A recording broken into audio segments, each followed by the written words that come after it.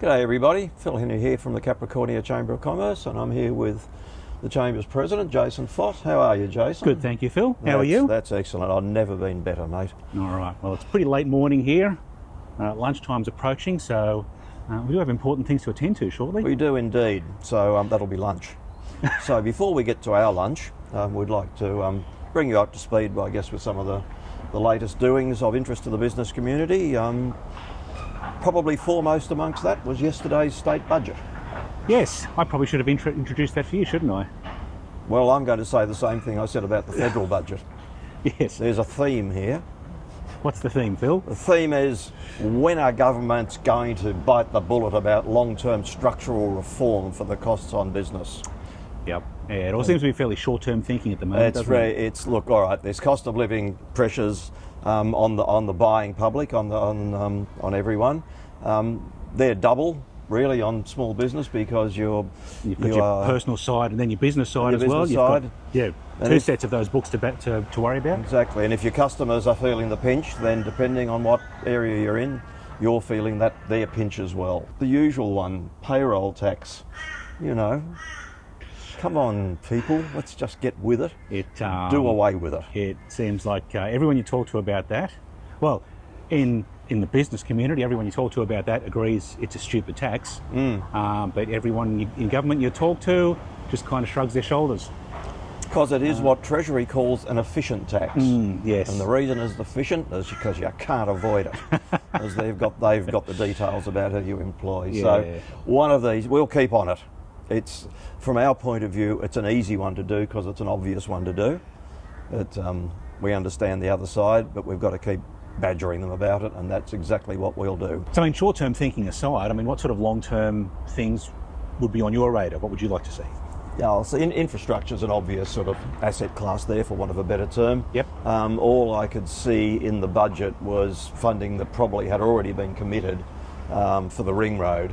All the other Bruce Highway stuff, with the exception of a bypass at Tyro, it's all southeast corner, and I've seen some that of it's before, rail, haven't and we? some of, you know.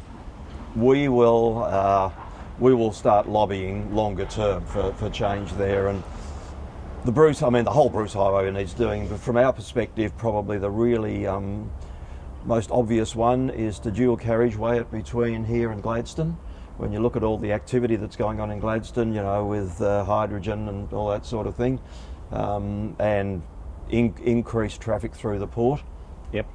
And the complementary nature of those two economies, us and Gladstone, which has been in place for a long time, but it's only growing more. Yeah, there's only going to be more traffic on that road down the track, not less. So, that's definitely got to be on the radar. Yeah, that's the one. The other one that I was aware of, and I don't think I saw it there, but I suspect other people will take up the cudgels on this, is the beef roads upgrade, and basically all to the west of, outside the area of what the Chamber looks at or has responsibility for, but it's all those subsidiary roads that lead into the Capricorn Highway and other highways that needed to get stuff off farms and into the arms of consumers. Yeah. So at less cost and less risk because of bushfires, because of floods, because of everything that happens in this part of the world. General road safety too. Exactly right. So Jason, from your perspective, I was going to ask what's grinding your gears, but you drive a Mazda MX-5. I've driven one. That has to be the sweetest gearbox I've ever used. So I know you're not grinding your gears. I'm hoping they're not grinding those gears. No, I've got lots of things that grind my gears to be fair, though. Right, okay. What's setting you off? I guess this one is probably not, it's not grinding my gears so much, but, well, let me get into it. So, last month, the Queensland Small Business Commissioner released the results of a survey that they'd actually had commissioned by CQU. Looking at there it says understanding the life cycle and mindset of Queensland small businesses. And there was a couple of interesting points about that. I won't read this email. I might actually link to the contents above and below this video, depending on where you're watching it. But a couple of things that stood out to me, and I will read these dot points out. In the main, we found that small business owners tend to avoid risk-taking, even when high returns are possible, and are not keen on being the first to adopt new technologies, products and services. So there's possibly opportunity for a bit more innovation, and I realise that can be a little bit scary, and it's a bit of a buzzword sometimes, but small businesses have a big advantage over large multinationals, and that is agility. You know, we can make decisions quicker, and we can change direction quicker, and we can adapt to changing marketplace conditions quicker. So I think, especially given all of the bad news in the media at the moment about the economy, it's a good time, I think, to just have a look at your market orientation and your processes, and if there's opportunity there to innovate a little bit, there could be lots of rewards, down the line for you in that respect. So that was the first one. The second one is that, just to read from the results here from the summary, we also found that most do not use analytics research or external advice to help inform their decision making. Now, I've got to admit, in the past, I've been as guilty as that of anybody. You sort of make decisions by the seat of your pants, by what your gut tells you is the right thing to do. And sometimes that works, and sometimes that doesn't. And, again, speaking from personal experience, but there's plenty of support available, whether it be an accountant or a business advisor or somebody like that.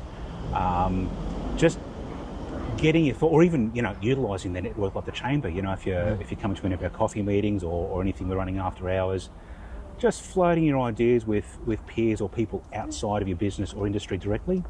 You can often get some pretty good feedback and just a good reality check in terms of what you're doing or where you're going and what you're thinking about. So I would encourage everybody watching to use any external resources that you can, whether they are paid or unpaid, whether you're engaging somebody or just utilising a group like the Chamber. Make the most of them, use them. Get that outside the fishbowl perspective on what you're thinking. It's interesting, Jason. I was talking only earlier to one of our gold members, Jason Spence from Iassist, and he's had his customers and other people just come and badger him about ChatGPT or generative AI. So he's going to be running a workshop next week.